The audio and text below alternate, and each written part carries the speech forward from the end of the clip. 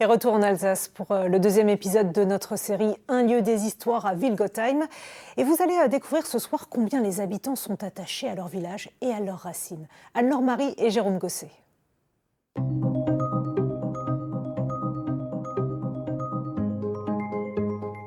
Nous sommes de retour sur les terres de Wilgotheim-Wollenheim et les habitants sont justement très attachés à la notion de sol, de naître quelque part. Alors depuis 2020, pour chaque nouveau bébé du village, on plante un arbre. C'est le verger des naissances que nous vous faisons visiter aujourd'hui. Allez, Chucky, on va chercher. Normalement, il y a son nom dessus, ouais. Léon, Ah bah voilà, parfait, c'est celui-là. on a trouvé ton arbre, petit. Tu te souviens quand on l'a planté? C'était à l'automne 2023. Il neigeait, se souviennent les parents de Léon, Paul et Marine. Est-ce que tu arrives à dire arbre? Arbre. Arbre. Tous deux viennent du pays de Beach, alors planter un arbre pour célébrer la naissance de leur fils sur ce nouveau territoire, c'était un symbole. Ça permet de garder un souvenir. Ouais, c'est ça. On est content. On Quand peut même. revenir en plus avec les tables de pique-nique et tout. Bah lui, il ira aussi plus tard.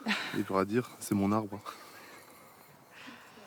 Avec de la chance, il pourra même manger ce qu'il y a dessus. Des quetchs, a priori. Depuis 2020 que Madame le maire a eu cette idée bucolique, plus d'une quarantaine de fruitiers ont ainsi été plantés. Je me dis, bon, waouh, déjà que le temps passe. Que le temps passe. Je vois que dans les premières années, l'enfant grandit plus vite que l'arbre. Ce qu'on voulait comme parallèle, c'est cet enracinement dans un terroir, dans une terre, mais aussi dans une communauté. L'arbre, il s'enracine doucement, et ben l'enfant, petit à petit, il s'insère aussi dans notre communauté villageoise.